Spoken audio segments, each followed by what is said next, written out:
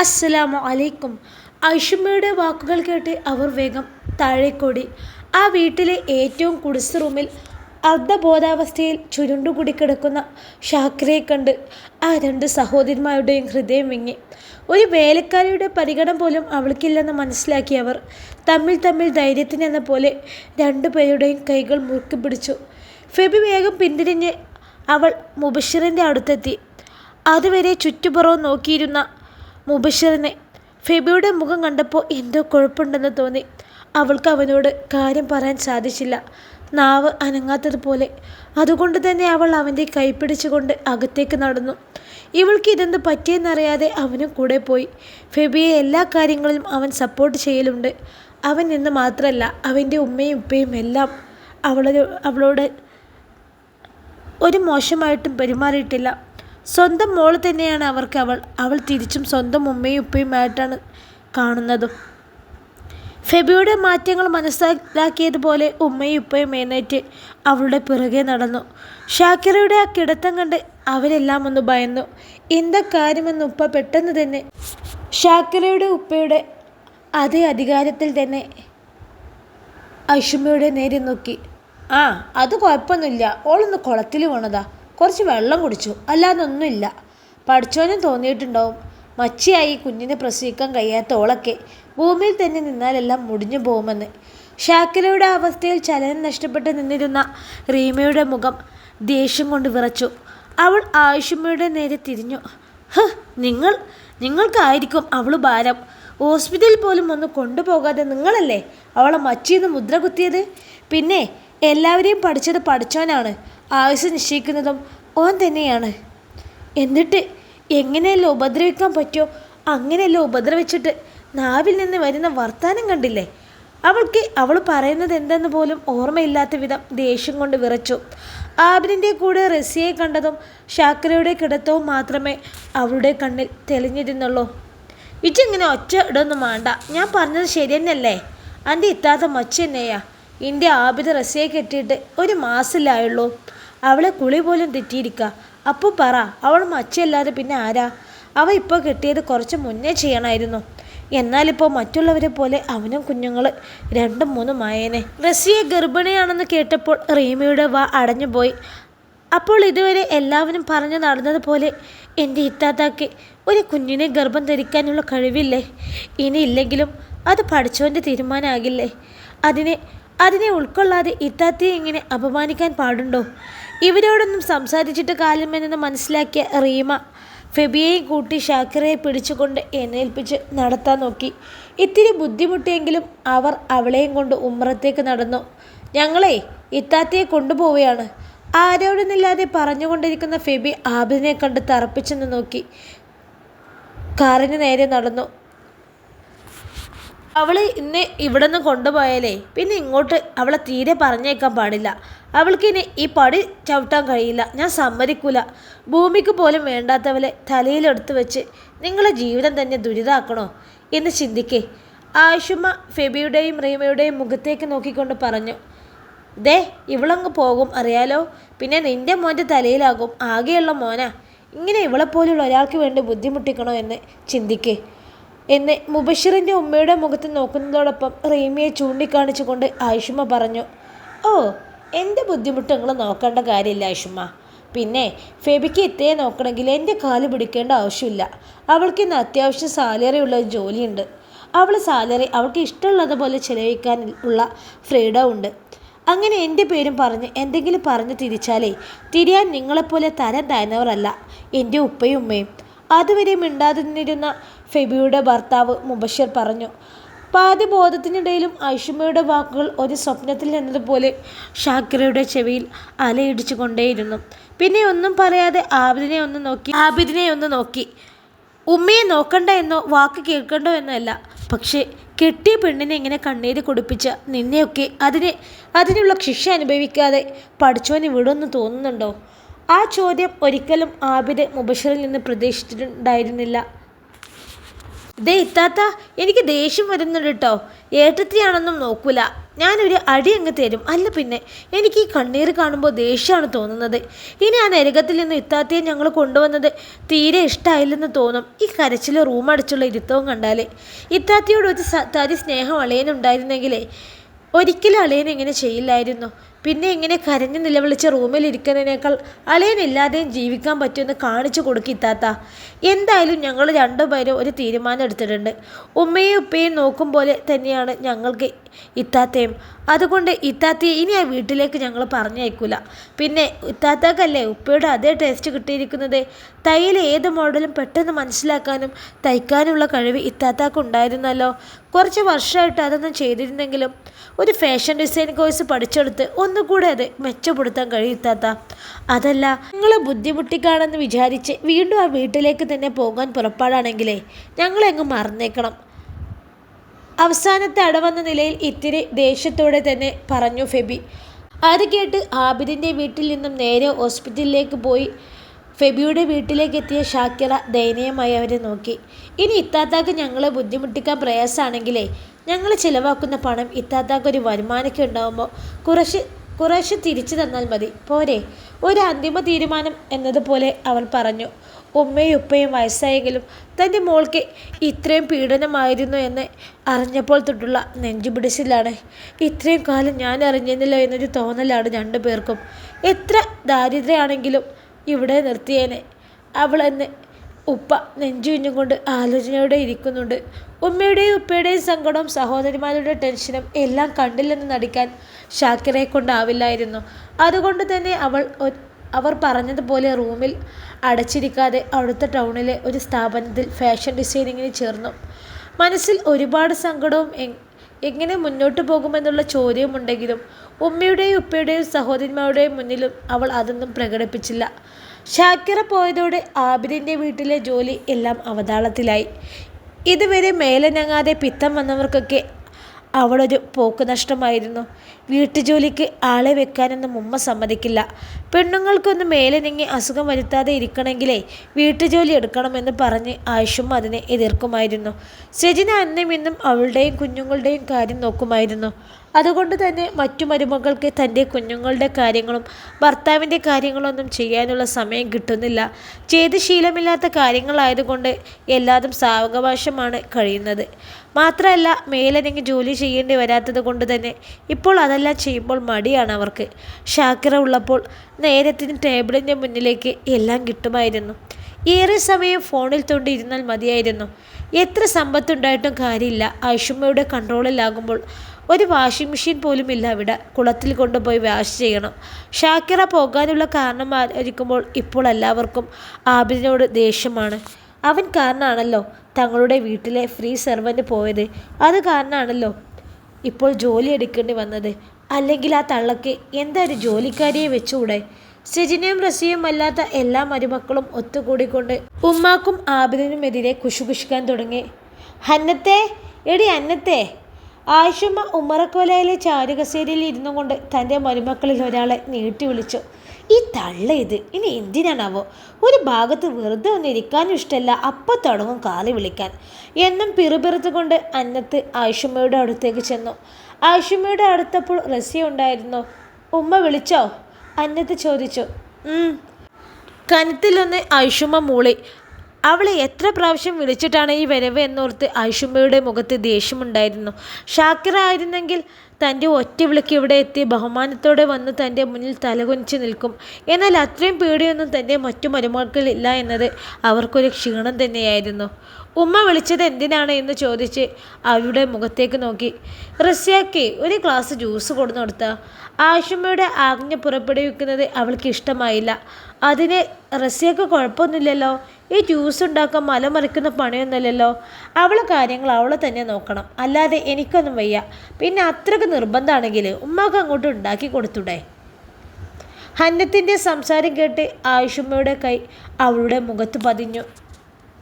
ആയിഷമ്മക്ക് തൻ്റെ മറ്റു മരുമക്കളുടെ സന്തോഷമോ ഇഷ്ടമോ ഒന്നും അറിയേണ്ട ആവശ്യമുണ്ടായിരുന്നില്ല. എങ്ങനെയെങ്കിലും റസിയുടെ വയറ്റിൽ കുരുത്ത തൻ്റെ മകൻ്റെ കുഞ്ഞിനെ ഒരു കേടും കൂടാതെ ലഭിക്കണമെന്നേ ഉള്ളൂ. അതുകൊണ്ട് തന്നെ മറ്റു മരുമക്കളെ വഴക്ക് പറയുന്നതിനോ വേണ്ടി വന്നാൽ തന്നെ എതിർക്കുന്നതിന് ഒന്ന് കൊടുക്കാനോ അവർക്ക് മടിയില്ലായിരുന്നു. ആയിഷമ്മ കാരണമാണ് ആബിദ് രണ്ടാമത് വിവാഹം കഴിച്ചത്. കാലം അത് ശരിയായിരുന്നു എന്ന് തെളിയിക്കുകയും ചെയ്യും. എന്തിനെ കാലത്തിന് വിട്ടുകൊടുക്കുന്നു? ഇപ്പോൾ തന്നെ അത് ശരിയായിരുന്നു എന്ന് തെളിഞ്ഞതാ. ഇനി ആ കുഞ്ഞു കൂടെ ജനിക്കുമ്പോൾ ഞാൻ പറഞ്ഞത് അക്ഷരം പ്രതി സത്യമാണെന്ന് തെളിയും. ആയിഷമ്മ താൻ മരുമകളെ അടിച്ച ആ കൈകളിലേക്ക് നോക്കി അങ്ങനെ ചിന്തിച്ചു പോയി. എത്ര വന്നാലും കൈനീട്ടി അടിക്കുമെന്ന് ഹന്നത്ത് വിചാരിച്ചില്ല. തൻ്റെ ഭർത്താവിനോടും പറഞ്ഞിട്ടൊരു കാര്യമില്ല. ഉമ്മയല്ലേ, എതിർത്തൊന്നും ചെയ്യുകയോ പറയുകയോ ചെയ്യില്ല. തന്നോട് ക്ഷമിക്കാൻ മാത്രമേ പറയൂ. അവൾ പൊട്ടിവന്ന കണ്ണീർ പുറങ്കൈ കൊണ്ട് തുടച്ച് നീക്കി. വാശിയോടെ റൂമിലേക്ക് നടക്കുമ്പോൾ അവൾ ഒരു തീരുമാനമെടുത്തിരുന്നു. ഉമ്മ ഇനി എന്ത് മലമറിക്കുന്ന പണി തന്നോട് പറഞ്ഞാലും കൊന്നാലും തന്നെ താനത് അനുസരിക്കില്ല. വേണമെങ്കിൽ തനിയെ അങ്ങ് ചെയ്തു കൊടുക്കട്ടെ എന്ന് വിചാരിച്ചു. താൻ അടിച്ചത് കൊണ്ട് തന്നെ ഹന്നത്തെ പേടിക്കൊണ്ട് ഇപ്പോൾ തന്നെ ജ്യൂസ് കൊണ്ടുവരുമെന്ന് വിചാരിച്ച് കുറച്ചു നേരം നോക്കിയിരുന്നെങ്കിലും കൊണ്ടുവരാത്തത് കൊണ്ട് അവർ തന്നെ അടുക്കളയിലേക്ക് നടന്നു. അടുക്കളയിൽ ആരെയും കാണാൻ കഴിഞ്ഞില്ല. ആ ഒരുമ്പട്ടോൾമാർക്ക് ഒന്നിനും ഒരു അനുസരണയില്ല. ഒന്നിനെ ഞാൻ വെറുതെ വിടില്ല. ഞാൻ പറഞ്ഞത് കേട്ടിവിടെ നിൽക്കാൻ പറ്റുമെന്ന് എനിക്കൊന്ന് അറിയണം. അടുക്കളയിൽ ചെന്ന് സ്വയം പിറുപിറുത്തു പോയി. എന്ത് വന്നാലും വേണ്ടിയില്ല, ഞാൻ പറഞ്ഞു പോയില്ലേ എന്ന് വിചാരിച്ച് ആയിഷമ്മ തന്നെ ബദാമി പിസ്തയും കാഷ്യൂനട്ടും എല്ലാം എടുത്ത് ജ്യൂസ് അടിച്ച് അതിൽ കുറച്ച് കുങ്കുമവും ഇട്ട് ഒരു വലിയ ഗ്ലാസ്സിലേക്ക് പകർത്തി റസിയക്ക് നൽകി. ഉമ്മ കൊണ്ടുവന്നത് കുടിക്കാതെ ഇരിക്കാൻ പറ്റില്ലല്ലോ എന്നോർത്ത് അവൾ അത് കുടിച്ചു. റസിയുടെ ഒരു സ്വഭാവം എന്നാൽ ഒരാളെയും എതിർത്ത് സംസാരിക്കുകയോ ആരോടും പോഞ്ഞു പോവുകയോ ഇല്ല. തന്നെ എന്തെങ്കിലും ആരെങ്കിലും പറഞ്ഞാൽ പോലും അത് കേട്ടില്ലെന്ന് നടക്കുകയുള്ളൂ. എന്നാൽ തന്നെ ആരെങ്കിലും ഭരിക്കുന്നതോ ദുരുപയോഗം ചെയ്യുന്നതോ ഒന്നും അവൾ അനുവദിച്ചു കൊടുക്കത്തുമില്ല. അതുകൊണ്ട് തന്നെ ആബിദിൻ്റെ സഹോദരന്മാരുടെ ഭാര്യമാർക്ക് ഷാക്കിറെ ഇട്ട് തട്ടിയതുപോലെയോ ഷാക്കിറയെ കൊണ്ട് പണിയെടുപ്പിക്കുന്നത് പോലെയോ വയ്യ. ഒന്നാമത് ഉമ്മ എപ്പോഴും റസിയുടെ കൂടെ ഉണ്ടാകും. കുടിച്ച ഗ്ലാസ് പോലും കഴുകാൻ സമ്മതിക്കാതെ ആയിഷമ്മ തന്നെ കൊണ്ടുപോയി കഴുകി വെച്ചു. പകൽ മുഴുവൻ ബസ്സിലായതുകൊണ്ട് തന്നെ ആബിദെത്താൻ കുറച്ചു നേരം പിടിക്കും. രാത്രിയിൽ 9:30 വീട്ടിലെത്തിയാലും ഇപ്പോൾ അവന് വീട്ടിലേക്ക് പോകണമെന്ന് തന്നെ ഇല്ലാതായിരിക്കുന്നു. റസിയുടെ അടുത്തേക്ക് തൻ്റെ ശാരീരിക ആവശ്യമായി ചെല്ലാൻ കഴിയില്ല. അവൾക്ക് റെസ്റ്റും ഉമ്മയുടെ കണ്ണ് അവളുടെ മേൽ എപ്പോഴുമുണ്ട്. ഒന്ന് ഫോഴ്സ് ചെയ്യാൻ പോലും കഴിയില്ല. ഷാക്കിറ ഉണ്ടായിരുന്നെങ്കിൽ പിന്നെ ഒരു പ്രശ്നവുമില്ലായിരുന്നു. ഇതിപ്പോൾ 1-2 ദിവസമല്ല, 3 മാസം താനിങ്ങനെ. അതുകൊണ്ട് തന്നെ കൂട്ടുകാരുടെ അടുത്തൊക്കെ പോയി കമ്പനി അടിച്ചിരുന്നു. നേരെ 12 മണിയൊക്കെ ആകുമ്പോഴേ വീട്ടിലേക്ക് വരൂ. ഉമ്മാക്ക് ഈ കാര്യത്തിലൊക്കെ ദേഷ്യമുണ്ടെങ്കിലും മരുമക്കളോട് പ്രകടിപ്പിക്കുന്നത് പോലെ മക്കളോട് പറയാൻ പറ്റില്ലല്ലോ. അതുമാത്രമല്ല, ആൺകുട്ടികളോട് ദേഷ്യപ്പെടുന്നത് കണ്ടാൽ പിന്നെ അവരെ ഭാര്യമാർക്കും ഒരു വിലയും ഉണ്ടാവില്ല. അതുകൊണ്ട് തന്നെ ആയിഷമ്മ പറയുന്നതിനപ്പുറം ഒരു വാക്കില്ലാത്തത് കൊണ്ട് തന്നെ ഹാജിയാരും ആബിദിൻ്റെ നേരം വൈകിയുള്ള വരവും ചീത്ത കൂട്ടുകെട്ടും കണ്ടില്ലെന്ന് നടിച്ചു. ഉമ്മ, ഉപ്പ, നമുക്ക് ഈ വീട് വിറ്റാലോ? വേറെ എവിടെയെങ്കിലും ഒരു വീട് വാങ്ങിക്കാം. അതാകുമ്പോൾ നമ്മളെ ആരും അറിയാത്തൊരു നാടാവൂലേ. ഇത്താത്തൊരു ചേഞ്ച് ആവും. ഇങ്ങനെ തൂങ്ങിപ്പിടിച്ചിരിക്കുന്നതും വിഷമിച്ചിരിക്കുന്നതും എല്ലാം ഒഴിവാക്കാൻ അതൊരു നിമിത്തമാവും. നിങ്ങൾ 3 പേരും ഞങ്ങളുടെ അടുത്ത് തന്നെ ആണെങ്കിൽ എനിക്ക് റീമാക്കും സമാധാനമായേനെ. ഫെബി പറഞ്ഞുകൊണ്ട് ഉപ്പയുടെ മുഖത്തേക്ക് നോക്കി. അയാളുടെ മറുപടി എന്താണെന്നറിയാൻ. നിങ്ങൾ മക്കളെക്കാളും വലുതല്ലേ എനിക്ക് ഈ വീടും സ്ഥലവും. മോളുടെ സങ്കടം ഞങ്ങൾ കാണാഞ്ഞിട്ടുമല്ല. എന്ത് പറഞ്ഞ് അവളെ എണീപ്പിച്ച് നിർത്തുമെന്നറിയാത്തത് കൊണ്ടാണ്. ഞങ്ങൾ പറഞ്ഞ് തീർന്നപ്പോഴേക്കും അയാളുടെ ശബ്ദം നീർത്തുപോയി. നമുക്ക് ഈ വീട് പറ്റി പോകാം മോളെ. നമുക്ക് എങ്ങനെയെങ്കിലും എൻ്റെ കുഞ്ഞ് അവളുടെ വിഷമം ഒന്ന് മാറ്റിയാൽ മതിയായിരുന്നു. ഉപ്പയുടെ സമ്മതം കിട്ടിയതോടെ ആ വീട് എത്രയും പെട്ടെന്ന് വിൽക്കാമെന്ന തീരുമാനത്തിലെത്തി. തീരുമാനമെടുത്തു കഴിഞ്ഞാൽ പിന്നെ നടപ്പിലാക്കാനാണ് പ്രയാസം. അത്രയും പെട്ടെന്ന് വീട് വിറ്റ് അവർ ഒഴിയാൻ കഴിഞ്ഞ ഡേറ്റ് ആയപ്പോൾ അവർ ആ വീട്ടിൽ നിന്നും തങ്ങളുടെ സാധനങ്ങളും എടുത്ത് ആ വീട്ടിൽ നിന്ന് പുറത്തിറങ്ങിയപ്പോൾ ഷാക്കിറ ഒന്നുകൂടി ആ വീട്ടിലേക്ക് നോക്കി. തൻ്റെ വീടിനെ ഒന്നുകൂടി കണ്ണിറച്ച് നോക്കി അവർ. പുതിയ നാടും വീടും വീട് ഇത്തിരി പഴക്കമുണ്ട്. എന്നാലും പുതിയ വീട്ടിലേക്കുള്ള താമസം മാറുന്ന അന്ന് 3 പെൺമക്കളും ഉമ്മയും ഉപ്പയും പിന്നെ റീമയുടെയും ഫെബിയുടെയും ഭർത്താവ് വീട്ടുകാരും പുതിയ അയൽവാസികളും പഴയ കുറച്ച് അയൽവാസികളും അടങ്ങുന്ന ചെറിയൊരു പരിപാടി നടത്തി. വിളിച്ചവരെല്ലാം മടങ്ങിപ്പോയി. ഉമ്മയും ഉപ്പയും 2 സഹോദരിമാരും ഭർത്താക്കന്മാരും ഷാക്കിറയും പിന്നെ അവരുടെ കുട്ടികളും മാത്രം ബാക്കിയായി. അവർ നിന്നിരുന്ന സ്ഥലവും വീടും വിറ്റിട്ടാണ് അവർ ഈ നാട്ടിലേക്ക് ചേക്കേറിയത്. ഒരു ഗ്രാമപ്രദേശമാണ്. അവിടെ ബസ്സൊക്കെ കിട്ടണമെങ്കിൽ 10-15 മിനിറ്റ് നടക്കണം.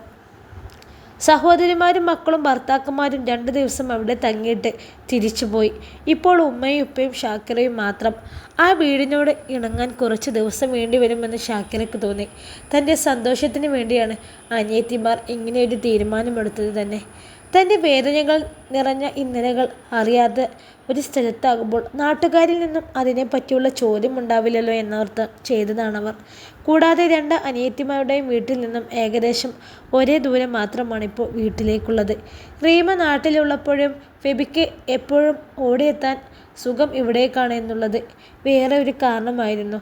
ഇത്രയും വർഷം പുറത്തേക്കൊന്നും ഇറങ്ങാതെ ലോകപരിചയം കുറഞ്ഞത് കൊണ്ട് തന്നെ ഫാഷൻ ഡിസൈനിങ് പഠിക്കാൻ പോകാൻ ഷാക്കിറയ്ക്ക് ബുദ്ധിമുട്ട് തോന്നി. മാത്രമല്ല തനിയെ ഒരു വീട്ടിലെ കാര്യങ്ങളൊന്നും നോക്കിയിട്ടുള്ള ശീലമില്ലാത്തത് കൊണ്ട് തന്നെ അതും അവൾക്കൊരു ബുദ്ധിമുട്ട് തോന്നി. വീട്ടിലേക്ക് സാധനങ്ങൾ വാങ്ങുമ്പോൾ എത്ര വാങ്ങിക്കണമെന്നോ അതിൻ്റെ വില എത്രയാണെന്നോ ഒന്നും അറിയില്ല. ഒരു സാധനത്തിന് തന്നെ പല കടകളിൽ പല വിലയായിരിക്കുമെന്ന് പോലും അറിയാത്ത ഷാക്കിറയെല്ലാം ഒന്ന് പരിശീലിപ്പിക്കാൻ ഉപ്പയെ പറഞ്ഞേൽപ്പിച്ചാണ് അനിയത്തിമാർ പോയത്.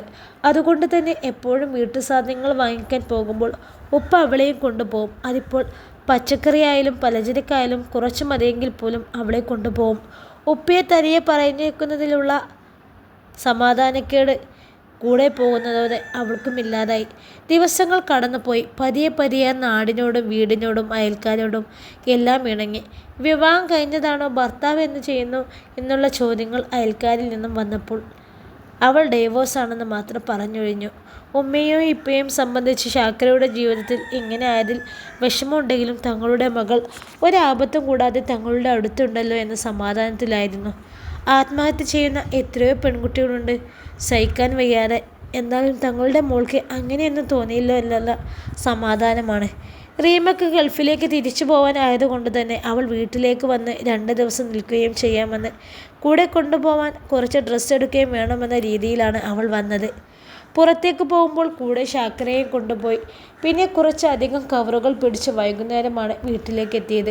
പുറത്തുപോയി പഠിക്കാനുള്ള ഷാക്കിറയുടെ ഇഷ്ടക്കുറവ് കണക്കിലെടുത്ത് അവളെ നല്ലൊരു ഓൺലൈൻ ക്ലാസ്സിൽ ചേർത്തിരുന്നു. ഇത്താത്ത, ഈ തുണി നോക്കിയേ, അതുകൊണ്ട് ഇങ്ങനെ അടിക്കാൻ പറ്റുമോ? എനിക്ക് ഈ ഫാഷൻ നല്ല ഇഷ്ടപ്പെട്ടു. റീമ തൻ്റെ ബാഗിൽ നിന്നും ഫോൺ എടുത്ത് മോഡൽ കാണിച്ചു കൊടുത്തു. റീമക്കായതുകൊണ്ട് തന്നെ അവൾ അതുപോലെ അടിച്ചു നോക്കാൻ പേടിയൊന്നും ഉണ്ടായിരുന്നില്ല. ഞാനൊന്ന് നോക്കട്ടെ, തുണി നാശമാകുമോ എന്ന് അറിയില്ല കേട്ടോ. കുഴപ്പമില്ലടേ, എനിക്കല്ലേ ഇങ്ങനെയൊക്കെയല്ലേ ശ്രമിക്കാൻ പറ്റൂ. റീമ കൂടെ സപ്പോർട്ട് ചെയ്തത് കൊണ്ട് ഷാക്കിറ അടിച്ചു നോക്കാൻ തന്നെ തീരുമാനിച്ചു. റസിയ, റസിയ! ആയിഷുമ്മ കയ്യിൽ കുങ്കുമമുട്ട പാല് പിടിച്ചുകൊണ്ട് താഴത്തെ സ്റ്റെപ്പിൽ നിന്ന് മുകളിലേക്ക് നോക്കി. റസിയയ്ക്ക് വിളി കേൾക്കണം എന്ന് ഉണ്ടെങ്കിലും അവളുടെ വാ മൂടപ്പെട്ടിരുന്നു. 5 മാസമായി ഇപ്പോൾ റസിയയ്ക്ക്. ഛർദിയും റെസ്റ്റും ഒന്നുമില്ലെന്ന് അറിഞ്ഞതിന് ശേഷം ആബിദ് ഒരു ദിവസം പോലും അവളെ വെറുതെ വിട്ടിട്ടില്ല. പകലെന്നോ രാത്രിയെന്നോ ഇല്ല. അവൻ ലീവാക്കുന്ന ദിവസം പകലും അവൾക്ക് വയ്യെന്ന് പോലും നോക്കാതെ ഉള്ള അവൻ്റെ ശാരീരിക ആവശ്യം നിറവേറ്റും. അങ്ങനെയുള്ളൊരു സമയത്താണ് ആയിഷുമ്മ വിളിക്കുന്നത്. ഗർഭിണികൾ പകൽ ഉറങ്ങാൻ പാടില്ല. അവൾക്കാണെങ്കിലോ എന്നും ഉറക്കവും. പ്രസവിക്കുന്ന സമയത്തെ കുഞ്ഞ് ഉറങ്ങിപ്പോവും. അവർ പിറുപിറുത്തുകൊണ്ട് കയ്യിലെ പാല് അടുക്കളയിൽ കൊണ്ടുപോയി മൂടി വെച്ചു. കുറച്ചായി കാലിന് വേദന തുടങ്ങിയിട്ട്. അതുകൊണ്ട് സ്റ്റെപ്പുകൾ കയറുന്ന നിർത്തിയിട്ടുണ്ട്. ഇല്ലെങ്കിൽ മകൻ്റെ തനി ഗുണം മനസ്സിലായേനെ. പ്രണയം നടിച്ച് അവനോടൊപ്പം കൂടുമ്പോൾ ഒരിക്കലും റസിയയുടെ മനസ്സിൽ അവന് ഇങ്ങനെയൊരു മുഖമുണ്ടെന്ന് തിരിച്ചറിഞ്ഞതേ ഉണ്ടായിരുന്നില്ല. ദിവസങ്ങൾ കഴിയുന്നതോടെ അതിനനുസരിച്ച് റസിയുടെ വയറും വലുതായി വന്നു. ആബിദിൻ്റെ ശാരീരിക ഉപദ്രവമല്ലാതെ ആ വീട്ടിൽ അവൾക്ക് സുഖം തന്നെയായിരുന്നു. ആയിഷുമ്മ അവളെ നിലത്ത് വെക്കാതെ തന്നെയായിരുന്നു നോക്കിയത്. മറ്റു മരുമക്കളെ എല്ലാം വെറുപ്പിച്ച് ശത്രുക്കളെ സ്ഥാനത്ത് നിർത്തി അവൾ റസിയുടെ ഗർഭം സംരക്ഷിച്ചു പോന്നു. തൻ്റെ വാക്ക് സത്യമാകാൻ പോകുന്നതിൻ്റെ സന്തോഷം. റസിയയുടെ പ്രസവം കഴിഞ്ഞിട്ട് വേണം ആ കുഞ്ഞിനെയും കൊണ്ട് ഷാക്കിറയുടെ ഷാക്കിറയുടെ മുഖത്ത് നോക്കി രണ്ട് വർത്താനം പറയാൻ. അതാണ് ആയിഷുമ്മയുടെ മനസ്സിൽ. ഷാക്കിറ പോയതോടെ വീട്ടുജോലികൾ നടക്കുന്നില്ലെന്ന് കരുതി ജോലിക്കൊരാളെ വെച്ചു. മരുമക്കളെ അടക്കി ഭരിക്കുന്നത് ശരി തന്നെ. പക്ഷെ ഷാക്കിറയോട് ചെയ്യുന്നത് പോലെ ചെയ്താൽ മക്കൾ അവരെയും കൊണ്ട് വേറെ വീട്ടിലേക്ക് താമസം മാറ്റിയാലോ എന്നൊരു കുഞ്ഞു പേടി അവർക്കുള്ളത് കൊണ്ട് തന്നെയാണ് ജോലിക്ക് ആളെ വെച്ചത്. എന്നാൽ അങ്ങോട്ട് അവർ തനിക്ക് അങ്ങനെ ഒരു പേടിയുള്ളതെന്നും മരുമക്കൾ അറിയിക്കാതിരിക്കാൻ ശ്രമിച്ചിരുന്നു. റീമയും കുഞ്ഞും ഭർത്താവും ഗൾഫിലേക്ക് തിരിച്ചു പോയിട്ടിപ്പോൾ 3 മാസമായിരിക്കുന്നു. അവരുടെ തൊട്ടടുത്തുള്ള വില്ലയിൽ താമസിക്കുന്നത് തൃശ്ശൂരുള്ള ഒരു അച്ചായൻ ഫാമിലിയാണ്. ഫിലിപ്പ് അച്ചായൻ മെക്കാനിക്കൽ എഞ്ചിനീയറാണ്. അന്നമ്മച്ചാഴത്തി സ്കൂൾ ടീച്ചറും. അവരുടെ ഒരേ മോൾ ദിവ്യയുടെ എൻഗേജ്മെൻറ്റ് നാട്ടിൽ വെച്ച് കഴിഞ്ഞതാണെങ്കിലും പയ്യനും ഫാമിലിയും അവരുടെ കുറച്ചപ്പുറത്ത് തന്നെ ഉള്ളതുകൊണ്ട് ഇവിടെയും ചെറിയ പാർട്ടി വെച്ചിട്ടുണ്ട്. ജോലി കഴിഞ്ഞ് വന്നിട്ട് 3 പേരും കൂടെ അവരുടെ വില്ലയിലേക്ക് പോയി. ഫ്രണ്ട്സ്, കൂടെ വർക്ക് ചെയ്യുന്നവർ, അവരുടെ ഫാമിലി, അടുത്ത് താമസിക്കുന്നവർ എല്ലാമായി കുറച്ചധികം തന്നെയുണ്ടായിരുന്നു. വലിയൊരു ഫംഗ്ഷനായിരുന്നു. ഷാക്കിറ അടിച്ചു നൽകിയ ഡ്രസ്സിൽ ഒന്നിട്ടിട്ടായിരുന്നു അവർ പോയത്. പരിപാടിക്കിടയിൽ പലരും അവളുടെ ഡ്രസ്സിനെ പറ്റി ചോദിച്ചു. ഇത് എവിടെ നിന്ന് എടുത്തതാണെന്നും മറ്റുമുള്ള കാര്യങ്ങൾ ചോദിച്ചറിഞ്ഞു. തൻ്റെ സഹോദരി സ്റ്റിച്ച് ചെയ്തതാണെന്ന് പറഞ്ഞപ്പോൾ എല്ലാവർക്കും അതുപോലെയുള്ള മോഡൽ കിട്ടണമെന്നായി. അവർ അതിനെപ്പറ്റി പറഞ്ഞപ്പോൾ റീമ അടിക്കാൻ നമുക്ക് പ്രയാസമുണ്ടാവില്ല, പക്ഷെ അതെങ്ങനെ ഇങ്ങോട്ട് എത്തിക്കാൻ കഴിയും? ഞാൻ നോക്കട്ടെ, അവൾ പറഞ്ഞു. ആബിദ തൻ്റെ ബസ് സർവീസ് ഒന്നുകൂടി മെച്ചപ്പെടുത്താൻ തീരുമാനിച്ചു. അതിൻ്റെ ഭാഗമായി പുതിയൊരു ബസ് വാങ്ങി പെർമിറ്റ് എടുത്ത് ബസ് റൂട്ട് നിശ്ചയിച്ചു. ഈ ദിവസത്തിനിടയിൽ അവൻ ഷാക്കിറയെ ഓർത്തു എന്ന് ചോദിച്ചാൽ റസിയുമായുള്ള ശാരീരിക ബന്ധത്തിൽ ഏർപ്പെടുമ്പോൾ അത് ഷാക്കിറയാണെന്ന് മനസ്സിലുറപ്പിക്കുമെന്നല്ലാതെ അവൾ പോയതിൽ ഒരു ദുഃഖവുമില്ല. അവളെപ്പോലെ സുന്ദരി തന്നെയാണ് റസിയും. പക്ഷേ ഷാക്കിറയേക്കാൾ വയസ്സില്ലാത്തതുകൊണ്ട് പ്രായമില്ലാത്ത സുന്ദരിയായ ഭാര്യയെ എല്ലാവരുടെയും മുന്നിലും കാണിക്കാൻ അവന് ഇഷ്ടമേ ഉള്ളൂ. കണ്ടില്ലേ, ആബിദിൻ്റെ ഭാര്യ എന്ത് ഭംഗിയാ! പോരാത്തതിന് അവളാണ് പെണ്ണ്. കണ്ടില്ലേ, 1 മാസം തികയുന്നതിന് മുമ്പേ അവൻ്റെ ആഗ്രഹം നിറവേറ്റിയില്ലേ? മറ്റുള്ള എത്ര വർഷം അവൻ്റെ കൂടെ നിന്നു, എന്നിട്ടൊരു കുഞ്ഞിനെ കൊടുത്തോ? ആണുങ്ങൾ പരദൂഷണം പറയില്ല എന്നാണ് പൊതുവെ ഒരു സംസാരമെങ്കിലും ആണുങ്ങൾ ചായക്കടയിൽ ഒത്തുകൂടുമ്പോൾ പറയുന്നത് ഒരു പരദൂഷണമല്ലെന്നാണ് എല്ലാവരുടെയും കണക്കുകൂട്ടൽ. എന്നാൽ ആബിദിന് ഇത് കേൾക്കുമ്പോൾ മുഖം ഒന്ന് വിടരും. അവൻ്റെ സുന്ദരിയായ ഭാര്യയെപ്പോലെ ഒരു പെണ്ണ് അടുത്തൊന്നും ആർക്കുമില്ല. ആബിദിൻ്റെയും ഷാക്കിറയുടെയും റസിയുടെയും ഓരോ ദിവസവും ഏടുകളായി മറഞ്ഞുകൊണ്ടേയിരുന്നു. ഷാക്കിറയ്ക്ക് റീമയുടെ കെയർ ഓഫീസിൽ ഡ്രസ്സുകൾ ഓർഡർ കിട്ടി തുടങ്ങി. ഓരോരുത്തരുടെയും ടേസ്റ്റ് എന്താണെന്ന് അവർക്ക് പറഞ്ഞു നൽകും. അവൾ അതിനനുസരിച്ച് മെറ്റീരിയൽ എടുത്ത് സ്റ്റിച്ച് ചെയ്യും. ആരെങ്കിലും പോകുമ്പോൾ 5ഉം 6ഉം ഡ്രസ്സുകൾ ഒന്നിച്ച് നൽകും. അങ്ങനെ ഷാക്കിറയുടെ ജീവിതവും മെച്ചപ്പെട്ടു തുടങ്ങി. അവൾക്കും കയ്യിൽ സമ്പാദ്യങ്ങൾ ഉണ്ടാകാൻ തുടങ്ങി. ഒരുപാടൊന്നുമില്ലെങ്കിലും ചെറുതല്ലാത്ത തുക അവൾക്കും ലഭിക്കുന്നുണ്ടായിരുന്നു. വീട്ടുകാര്യം സ്റ്റിച്ചിങ്ങും എല്ലാമായി അവളും തൻ്റെ ജീവിതത്തിലെ പുതിയ സാഹചര്യത്തിൽ ബിസിയായി തീർന്നു. മറ്റൊന്നും തന്നെ ചിന്തിക്കാനോ ഒന്നിനും സമയമില്ലാതായിരുന്നു. ഒരു ദിവസം ഷാക്കിറയ്ക്ക് കുറച്ച് മെറ്റീരിയൽ വാങ്ങാനുണ്ടായതുകൊണ്ട് അയൽവീട്ടിലെ ദീപയും കൊണ്ട് അവൾ അത് വാങ്ങിക്കാൻ പോയി. ദീപക്ക് 30 വയസ്സുണ്ട്. ഇതുവരെ വിവാഹം കഴിഞ്ഞിട്ടില്ല. ഷാക്കി, അതാ ഒരു ബസ് വരുന്നുണ്ടടി. ദീപ ബസ് ചൂണ്ടി പറഞ്ഞപ്പോൾ ബസ് അടുത്തെത്തിയപ്പോൾ 2 പേരും കയറി മുന്നിലെ നീളൻ സീറ്റിൽ കയറിയിരുന്നു. ടിക്കറ്റ്. കണ്ടക്ടർ ടിക്കറ്റ് എടുക്കാൻ വന്നപ്പോൾ ഷാക്കിറ 2 പേരുടെയും ക്യാഷ് എടുത്ത് നീട്ടി. ആശുപത്രി പടി എന്ന് പറഞ്ഞുകൊണ്ട് ടിക്കറ്റ് നൽകിയിട്ടും വാങ്ങാതെ അതേ നിർത്തി നിൽക്കുന്ന കണ്ടക്ടറെ ഒന്ന് നോക്കി അവൾ. മോളെ! അയാൾ അവളെ വിളിക്കുന്നത് കേട്ട് ഡ്രൈവിങ്ങിൽ മാത്രം ശ്രദ്ധ കേന്ദ്രീകരിച്ച ആബിദ ഒന്ന് നോക്കി. ഈ അടുത്ത് വാങ്ങിയ ബസ്സാണ്, പുതിയ റൂട്ടുമാണ്. അതുകൊണ്ട് തന്നെ രാഘവേട്ടന് ഇവിടെ ആരെയാണ് അറിയാവുന്നത് എന്ന കൗതുകത്തോടെ നോക്കിയ ആബിദിന് ഷാക്കിറയെ കണ്ടതോടെ വണ്ടിയൊന്ന് പാളി. എവിടെ നോക്കിയാടോ വണ്ടി ഓടിക്കുന്നത്? ആബിദിൻ്റെ കയ്യിൽ നിന്നും പാളിയ ബസ് ഒരു ഓട്ടോയിലിടിച്ചു. പക്ഷെ പരിക്കുകളൊന്നും പറ്റിയിരുന്നില്ല. അപ്പോഴേക്കും വണ്ടി വെട്ടിച്ചതുകൊണ്ട് കുറച്ച് സ്ക്രാച്ച് മാത്രമേ വന്നുള്ളൂ. ബസ് നിർത്തി സ്ക്രാച്ച് വീണതിനുള്ള നഷ്ടപരിഹാരം നൽകാമെന്ന് പറഞ്ഞ് കോംപ്രമൈസാക്കി ആബിദ് ബസ് എടുത്തു. മോളെ, ഇത് വേണ്ട. കണ്ടക്ടർ മുഹമ്മദ് കാക്ക ഷാക്കിറ കൊടുത്ത ക്യാഷ് അതുപോലെ തിരിച്ചു കൊടുത്തെങ്കിലും ഷാക്കിറ അത് വാങ്ങിക്കാതെ അവർ ഇറങ്ങുന്ന സ്ഥലം പറഞ്ഞ് 2 ടിക്കറ്റ് എന്ന് പറഞ്ഞു. ഷാക്കിറ ഇപ്പോഴും നിയമപരമായി ആബിദിൻ്റെ ഭാര്യ തന്നെയാണ്. പിന്നെ എങ്ങനെയാണ് അവളുടെ കയ്യിൽ നിന്ന് പണം വാങ്ങിക്കും? അയാൾ ധർമ്മസങ്കടത്തിലായി. 15 വർഷമായി ആബിദിൻ്റെ ബസ്സുകളിൽ മാറി മാറി കണ്ടക്ടറായി ജോലി ചെയ്യുന്നു. അതുകൊണ്ട് തന്നെ ആബിദിൻ്റെ വീടുമായി നല്ല ബന്ധമുണ്ട് മുഹമ്മദ് കാക്കാക്ക്. ഷാക്കിറയ്ക്ക് ഒരു മകളോടെന്ന പോലുള്ള സ്നേഹമുണ്ട് അയാൾക്ക്. റസിയയുമായുള്ള ആബിദിൻ്റെ അടുപ്പം അറിഞ്ഞതു മുതൽ താൻ തന്നെക്കൊണ്ട് ആകുന്നത് പോലെ അതിൽ നിന്ന് പിന്തിരിപ്പിക്കാൻ നോക്കിയതാണ്. പക്ഷെ ജോലിക്കാരൻ ആ സ്ഥാനത്ത് നിന്നാൽ മതി എന്ന് പറഞ്ഞ് ആബിദ് അയാളെ അകറ്റി നിർത്തി. ആബിദിനോട് ഇനിയൊന്നും പറഞ്ഞിട്ട് കാര്യമില്ലെന്ന് മനസ്സിലായി. ഈ വയസ്സുകാലത്ത് വേറെ ജോലിക്കൊന്നും പോകാൻ കഴിയാത്തത് കൊണ്ട് തന്നെ അയാൾ ആബിദിൻ്റെ ഒരു കാര്യത്തിലും ഇടപെട്ടില്ല. അല്ലെങ്കിലും തന്നെ തൻ്റെ ഇടപെടൽ നടത്താൻ കഴിയുന്നതിലും ഒരു പരിധിയില്ലേ? ഷാക്കിയുടെ മുഖത്തെ മാറ്റം കൊണ്ട് ദീപയ്ക്ക് ഇവരെയെല്ലാം അവൾക്ക് നേരത്തെ അറിയാമെന്ന് മനസ്സിലായിരുന്നു. എന്നാൽ അതൊട്ട് നല്ല ബന്ധവുമല്ലെന്ന് തോന്നി. ഇടീ, നിനക്ക് ഇവരെയൊക്കെ അറിയുമോ? പതിവിലധികം അവൾ ഇരുന്ന് വിയർക്കുകയും അസ്വസ്ഥപ്പെടുകയും ചെയ്യുന്നത് കണ്ടപ്പോൾ അവൾക്ക് ചോദിക്കാതിരിക്കാനും കഴിഞ്ഞില്ല. അവളൊന്ന് മൂളി. ആബിദ് ഇടയ്ക്കിടെ അവളെ നോക്കുന്നുണ്ടായിരുന്നു. അവൾ പക്ഷേ ആ ഭാഗത്തേക്ക് നോക്കിയതുപോലുമില്ല. മനസ്സിൽ നിന്നും കുറച്ചു കുറച്ചായി പടിയടിച്ച് പിണ്ടം വെക്കാൻ നോക്കിയതാണ്. മുഴുവനായി അതിന് കഴിഞ്ഞിട്ടില്ലെങ്കിലും ആദ്യത്തെ അത്രയും സങ്കടമോ ദേഷ്യമോ ഒന്നും അവൾക്കില്ല. ക്യാഷ് കൊടുത്ത് ടിക്കറ്റ് എടുക്കുമ്പോൾ ഇറങ്ങാനുള്ള സ്ഥലം പറയുന്നത് കേട്ടിരുന്ന ആബിദ് അവൾ ഇറങ്ങുന്നതിന് മുമ്പ് അവളോടൊന്ന് സംസാരിക്കണമെന്ന് തോന്നി. ഇൻഷാ അല്ലാ, ഈ കഥയുടെ ബാക്കി ഭാഗവുമായി നാളെ കാണാം. അസ്സലാമു അലൈക്കും. എല്ലാവരും ലൈക്കും കമൻറ്റൊക്കെ ചെയ്യണേ.